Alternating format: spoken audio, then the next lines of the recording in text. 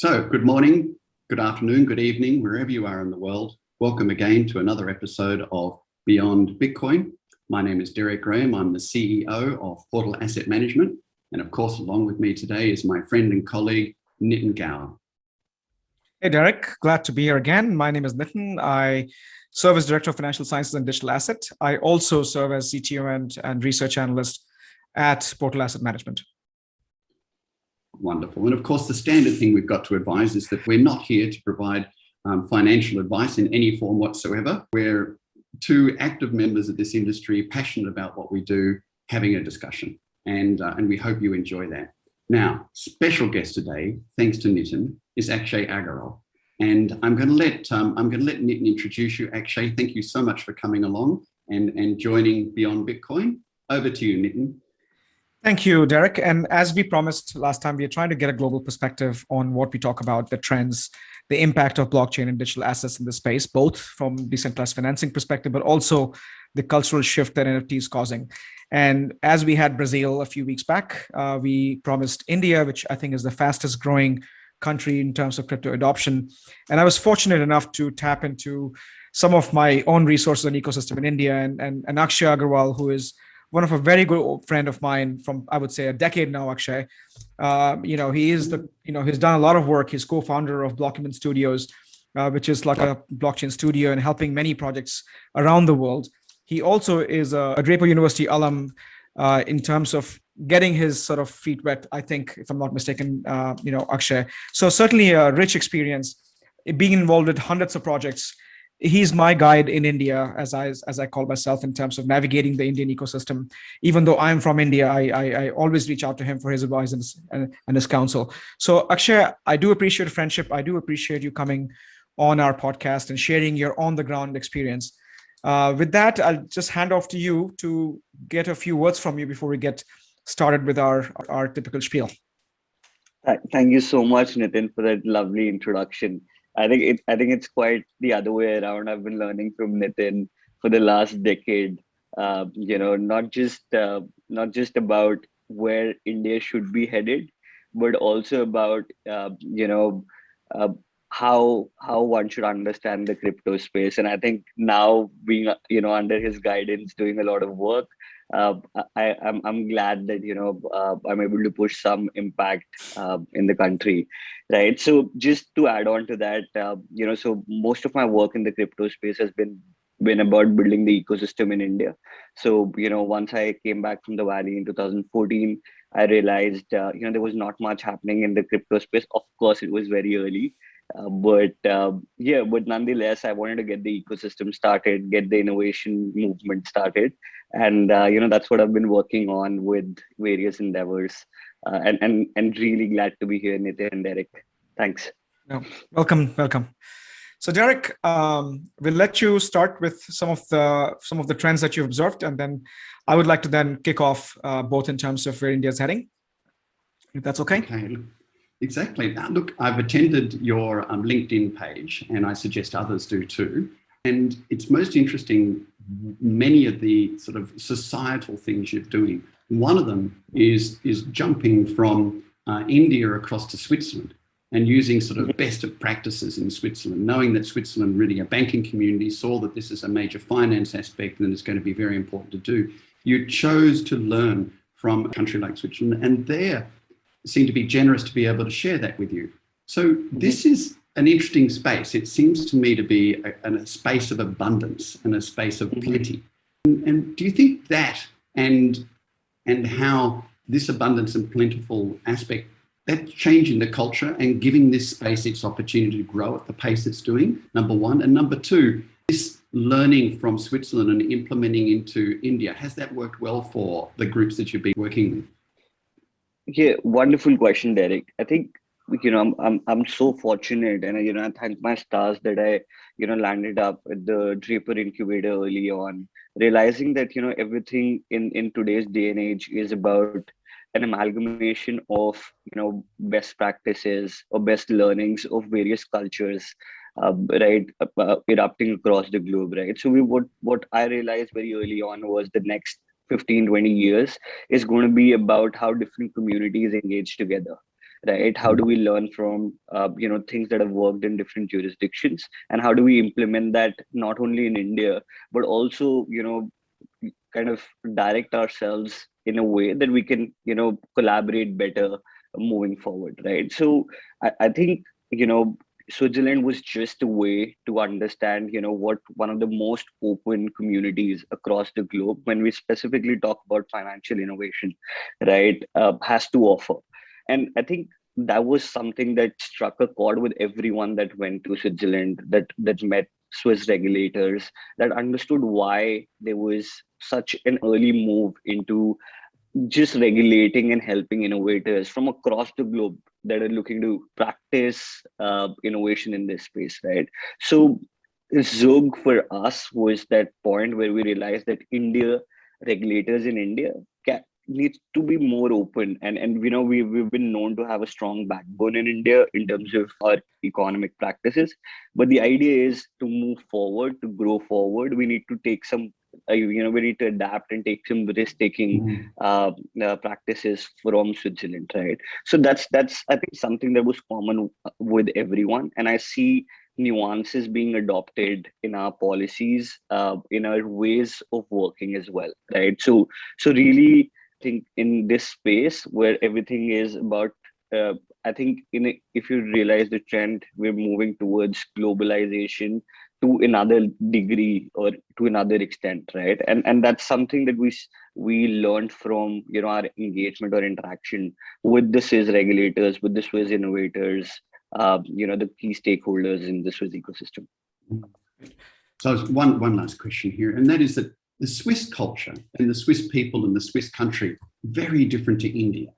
And so how do you see the Indian culture from ground up? Obviously generationally is important too, but from ground up adopting this sort of technology, and do you think it's something that India will embrace as a developing country, maybe even better than the Swiss will ultimately? Yeah, so that's again a very good question, Derek. So I believe that everybody understands opportunities. Everybody understands specifically ways to improve our lifestyles, and I think everybody in India is looking at ways to do that, right? We have a lot going on for us, but there's still a lot of room to improve a basic standard of living, a basic lifestyle. And I think India being a land of entrepreneurs, a land of people that are wishing to realize their entrepreneurial dreams, I think we're well suited to understand at least the various opportunities that the space brings, right? And once somebody understands that, once somebody gets the flavor of those kind of ROIs, right, I think it's very easy to make that transition happen. And I've seen that on the ground for the last 8 odd years, wherein things were earlier about understanding what cryptocurrencies are, right? And now it's completely different. Everything is about how do we champion this wave of capitalizing on opportunities, right? So I think just that commonality between the need or the want to grow or the desire to grow is something that's sort of a common point for everybody to understand the space, right? And yeah, so I think that makes it easier for everybody when there's such a strong push or a desire to get there. I hope that answers your question. No, that's great. So look, Akshay, I was very excited, one, because India is my home country, and I researched a lot for this particular podcast, and I have a few numbers to discuss, and eventually that'll hopefully create a thread of why and how, essentially, right? So few numbers, right? One is, I think India has 1.5 crore or 15 million Indians hold cryptocurrency assets. Cryptocurrency investments has grown rapidly, and that as of May 2021, which is eternity, because now we're in November, it's 6.6 billion. I think the numbers have gone up to 7 billion, I think, in the past 4 months. And this is an interesting statistic that I found across the world as we look into the emerging economies, including Vietnam and Brazil and some of the South American countries, is that the demographic, which is the Indians aged between 18 and 35 years, are primarily driving the cryptocurrency investment in the country, which is telling. And I'll tell you, as an Indian, gold has always been a gold standard for us. We love gold. Gold has always been a family heirloom. But interestingly, the same demographic, the 18 and 35 years old, find cryptocurrency a better option compared to gold. which to me is not just a global trend in general, which was traditionally a hedge against inflation. As you know, cryptocurrency has taken its place, and we always compare gold with Bitcoin in most common investment circles. So that's another data point that I'd like to point out. India surprisingly ranks 11th out of 154 nations in terms of cryptocurrency adoption. And more importantly, I think that the cryptocurrency exchanges in India have invested heavily in India despite uncertainties, which we will spend the last part of our conversation talking about regulation. So to me, as I'm looking at this trend, we've always compared internet as information egalitarian platform. It did. And we always said that what internet has done for information, blockchain will do for things of value. And I compared to what internet had done for India.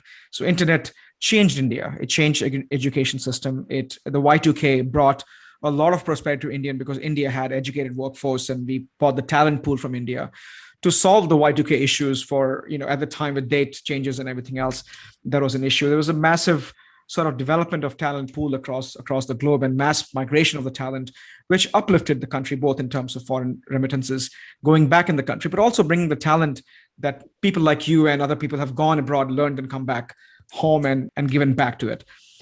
I like to compare that era to the internet era. Is the demographic movement similar? Is it about talent pool and providing more talent to the space? Or do you see a change where we begin to see crypto as using the same talent pool to build the mega sort of companies in India at a global scale? So I just want to pause at that and get your on-ground reality as what is the sentiment in India? What are the thought process that the Indians are going through at the moment?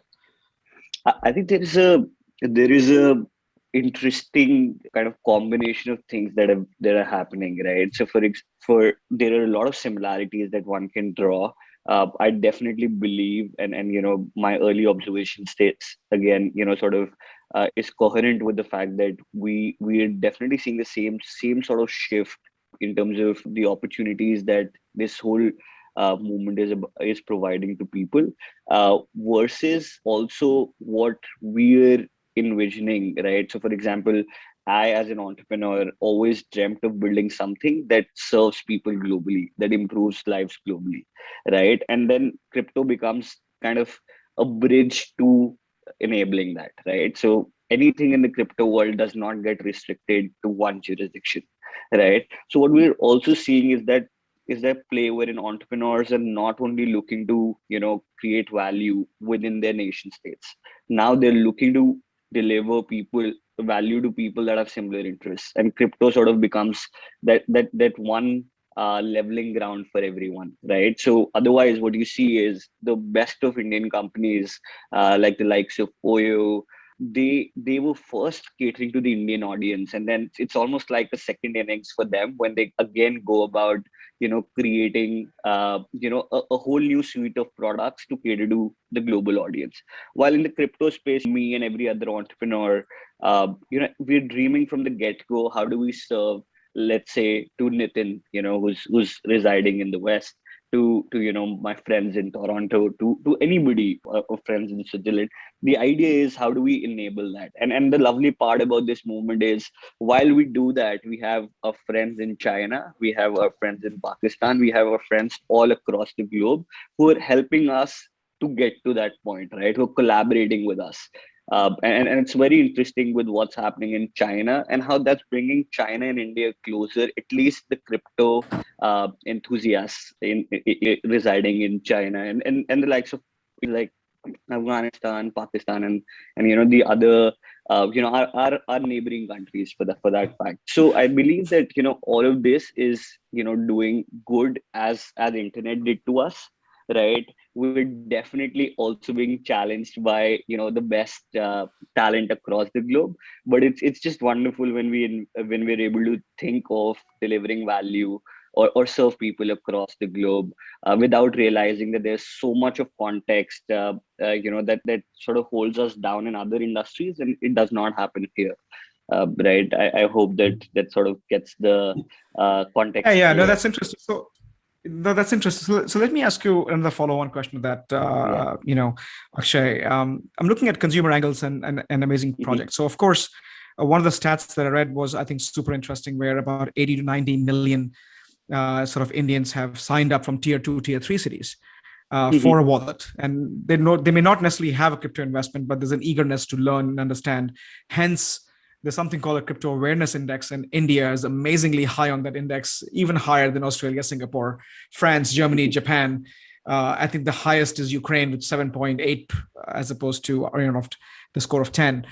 So my question is, tier 2, tier 3 city, as my research and reading and my visits to my home country talks about the fact that people are viewing this as a way to get out of their existing economic ecosystem or economic sort of situation they're in.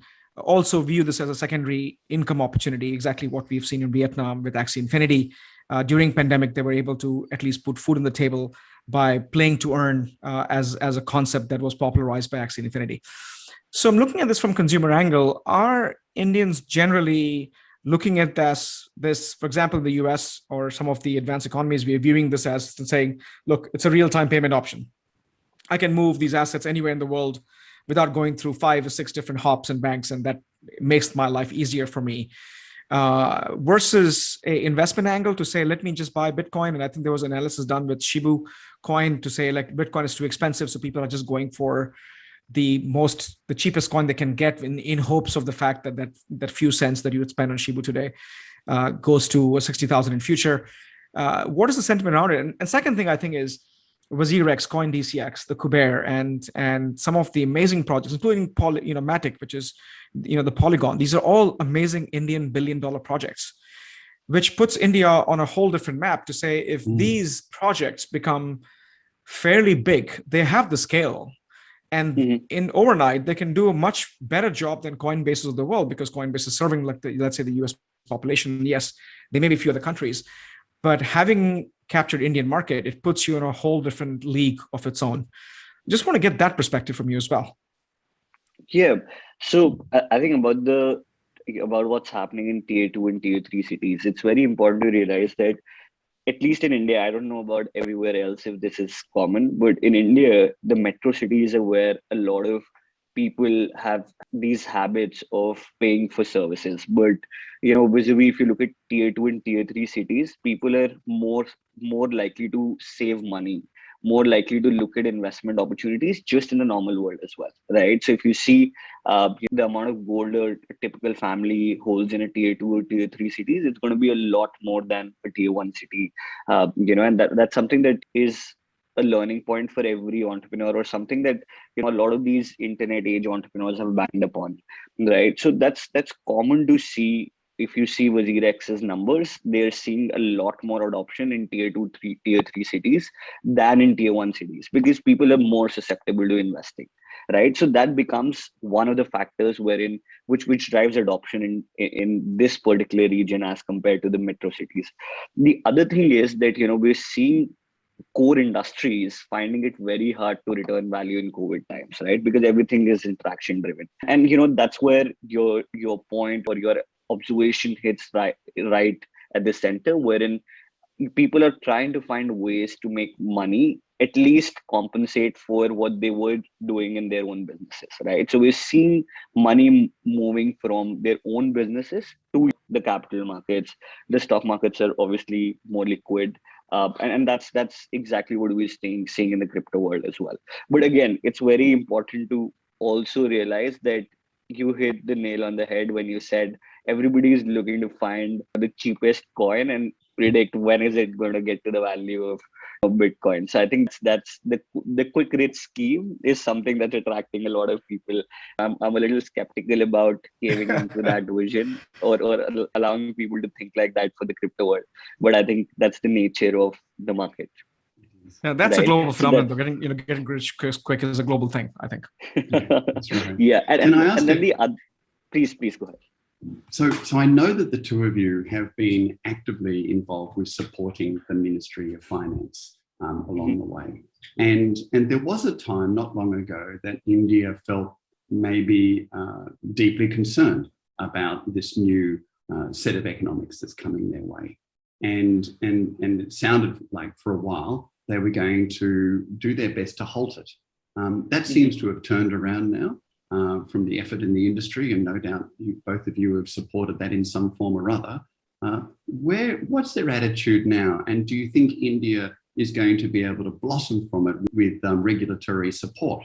Or do you think the regulations are still one of the areas that you have a fear about in India's development of this space? Absolutely. So I think Nitin, you can answer to that as well, because you've been interacting a lot with the regulators. But I'll just start with my two bits on that. So I believe, if you look at the high level understanding of how India has been operating, India is in that phase wherein we're looking at an excessive need for centralization. And the reason for that is that we have so many things that need uh, a transformation, at least in terms of habits, right? And financial habits, economic habits, mainly. So there's a lot of restructuring happening. If you look at the tax structure, if you look at just the genuine habit of individuals or businesses to pay up for taxes for their incomes, right? So while we're in towards that movement of restructuring, and which needs a little bit of control from the government side, we're also interestingly going through a global phenomena where decentralization is being appreciated, right? And the reason why I was able to understand the importance of it was because I could go ahead and live in an ecosystem that is at least 10 years ahead of our times, right? And now, having drawn learnings from there, coming back in a democracy, I could really enjoy the benefit of voicing my concerns or my opinions and telling people that this is something that we should also look at, right? So it's a very interesting fact. Even when we were suggesting to adopt cryptocurrencies, I could understand that the context of India is very different as compared to the rest of the world, right? And to some extent, those suggestions were also questions that we were thinking about, that whether this is the right way for the citizens to go or not, right? But I mean, I think the deal breaker there is openness, just being free to practice whatever trade you want to practice, trumps over anything else, even the context wherein we're looking at systematic shifts in the way the country functions, right? So I believe that was my learning in terms of why the Ministry of Finance was trying to be open but could not really deliver much, right? And in the last 3 years, what we've seen is with changes in the ministry itself, in the high leadership from the context of governance, I think people have realized that it's more important to realize the value creation opportunities in these transformations, or I would say just the opportunity that this presents as a movement is immense, right? So I think the government is now, to my judgment, is doing a lot better than it was doing 3 years ago. Sure. But it comes with the caveat or the nuance of the nation. Yeah, and I think all eyes are on this cryptocurrency and regulation of the official digital currency bill of 2021. Mhm. And in my conversation, at least from the global regulators, including some officials from India, is again two facets. One is RBI, which is most focused on currencies and payments. And as you know, Derek, India went through a demonetization for many reasons, to remove and root out dark money, but also counter terrorism, financing some of the elements. And there's one big concern of how do you regulate, understand the movement of money across borders that prevents the counterterrorism financing, which is a big concern for India. It's less about anti-money laundering, but eventually what that money is used for. But second thing I think is what SEBI, which is the SEC of India, is looking into this in terms of regulating securities, because India has its own share, like any other country in the world, of securities fraud. And that has, again, gone back to massive regulation. We keep going back between high and deregulation of some spaces. So I think that's the read of this. We've done exactly what we're doing with all jurisdiction, at least as in my day job, is educating, helping them create a framework of what's a digital asset and how do you regulate it, because not all cryptocurrencies are like, they have different role to play. And that has been, I think, an immensely learning experience for all of us, I think. So I know we could talk for hours. Just a last few questions, given the fact that we try to keep it in less than 40 minutes. One, I'm always amazed about gold. Gold has been such a traditional thing of value in India. And when the new generation between 1835 feel that cryptocurrency is better compared to gold, I can only imagine the dinner table conversation in India between the family members of like our parents' generation, who always viewed gold as a massive safe investment. Suddenly you're proposing to buy Bitcoin, which they have no clue about. I've had this conversation with my parents. So to me, I would love to sit in Indian kitchens, which I have done, of course, is to get that conversation between should we invest in Bitcoin or should we just get gold? And gold will always be the choice for our ancestors and our parents. So to me, that's an interesting trend. But last question from my side to you, Akshay, and this has been fascinating conversation, by the way. What is your outlook? Like as a pioneering Indian entrepreneur who has been so instrumental in building that ecosystem that has, to me, in my, every company you have helped grow, Akshay, has contributed at an exponential level to the bigger company. So I'm pretty positive that WazirX is there today because of Blockhuman Studios in some respect or form or fashion. So you help many companies grow. What is your perspective? How do you see this surface in India for Indian ecosystem and as a global player in, let's say, 5, 7, 10 years from now? Yeah, I'd love to, answer this question particularly with cryptocurrencies compared to gold, right? So the idea, Nitin, for me, and I think a lot of people are common in this world who have not invested in gold at all, right? And they've invested in Bitcoin. I have never bought into gold, right? And the idea and why that happened is because I wasn't looking at sustaining myself. I'm so young right now, everything is growing from here. I'm not thinking it creating a base layer right now. What I'm thinking is, how do I make long-term value, and how can that build my own empire? I think that's common to every entrepreneur out there. That's something that you'll see more in the younger generation, obviously. And that's the reason why we're looking to interface with things that we relate to more, right? Digital more than physical. Things that can interact, things that can be used as utility, things that can give you a flavor or an energy or enthusiasm when there's this newness in it altogether, right? Yes. So apart from the financial risk to reward, I think we're also thinking about what's that fancy thing to do. We're also thinking about what's new, right? How does that change our habits, because we're yearning to try something new out. So for me particularly, and all the entrepreneurs that I've been supporting, one thing that we look at is we understand the world as opportunities, as gaps, and we want to fill that, right? And this becomes like one of the tools that can enable us to do that on a global scale, right? We have friends across the globe, more so now than probably our peers or our family members from 10-20 years ago, right? So our interactions are more global, our network is more global, and this becomes a tool for us to connect with them better. So I believe that's why the next 10-20 years for us is about that, that collaboration that can happen across the globe. That society 3.0 is not going to be based on locations. It's going to be based on interests. Everybody is going to be living in the digital world. Our interactions are going to be more digital than ever. And when that's happening, we're not going to look at where do I come from, or where does my friend who's in the metaverse interacting with me coming from. It's going to be more about where do we strike a common chord, and then where can we find fancy in their perspectives, and vice versa. So I think that's the sort of world that I'm looking at, and I definitely believe the cities are going to be happier than ever when we bank upon the strong skill sets or the strengths of everybody, and yeah, that's something that excites me. That's brilliant. I share the same perspective. In fact, in the last podcast, we ended up in the same note that it's going to be all the digital immigrants and digital natives, and all these become sort of an ecosystem. So with that, I would actually heartfelt thank you for your time.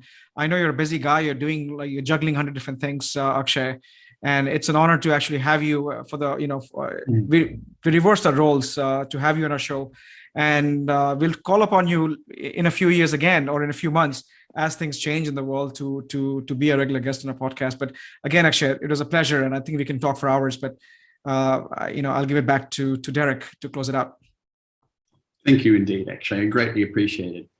Look, what's interesting about this is that for the last 4 or 5 episodes, We've been discussing things like disintermediation of banking and middlemen. We've been discussing disintermediation of wealth. And today, particularly, we can even consider the concept of disintermediation of national borders. And this, what you're talking about, what's happening in India, is exactly what we've been sensing for the last few months, this constant process of disintermediation of traditional structures and creation of new structures. The disintermediation of wealth is a wonderful opportunity for India, because I've often used the analogy or the example that one could own a $100 share in the Sears Tower in Chicago. I understand it's called something else now, but nonetheless, the Sears Tower in Chicago, you could own $100 of it and it could give you an 8% return. And that person could be a lady living in Uttar Pradesh in a village. That was never possible in the past. But in this world, it's possible. And that's what is so exciting, because it's the great, not just disintermediation, but the democratization of wealth. And that means truly democratizing it across the world, across nations, across religions, across locations. And I think what you're talking about with what India is doing, I can see India embracing this and building an economy of this, because Indians are known for being brilliant with numbers and great software engineers, and really coming into their own. And I hope to live right through and see that occur and experience India growing rapidly and seeing the fruits of those benefits. Akshay? So happy to be witnessing this, Derek, and thank you so much, Nitin and Derek, for having me here. I think it's a pleasure. Just the interaction has been. I've had some self-realizations of my own by just learning on how you're analyzing different jurisdictions, different regions. And yeah, I'm so happy that such high quality content is going to go to my network, to different networks, like different institutions that Nitin was earlier mentioning. So thanks a lot, and I look forward to learning from some other content as well. Oh, that's great. You're welcome. Hey, Nitin, what about next week? We talk about what would happen if Bitcoin got to, not if, when Bitcoin gets to the flippening of the value of gold. What does that do to world economies if Bitcoin is worth $5 trillion and gold is worth $5 trillion and the demand for Bitcoin goes up? What would that do for mining communities? What does it do for reserve banks around the world? What does it do for perception of money, many of which say they're vaguely connected to gold? I think that might be an interesting conversation. I think that'd be great. Absolutely. Let's look into that, and we'll bring all the global macro and macro economic elements in that conversation. And I think we should prepare for that. And I think that'll be a great conversation too. And I think while Bitcoin has a long way to go, I think it'll be a great way to analyze that, at least from both economic terms as well as from numerical terms. So looking forward to that, Derek. And I think we should also reach out to other growing economies like Vietnam and other parts of the world. So I'll work on that as well. I think it'd be great to get that global perspective from different parts of the world. Very good. Maybe the reason I'm raising that gold aspect is because I live in Perth in Western Australia, about the largest gold community in the world. So I'm working out how to be removed from dinner party invitations on a rapid basis. But you know where the gold is going, Derek. It's going straight from Perth to India. India is the largest consumer of gold. That's true. That's true too. Oh, very true. All right, everybody. Great to see you all. Thank you very much, Akshay, and we'll see you next week. Bye for now. Thank you. Bye, Akshay. Thanks. Bye-bye.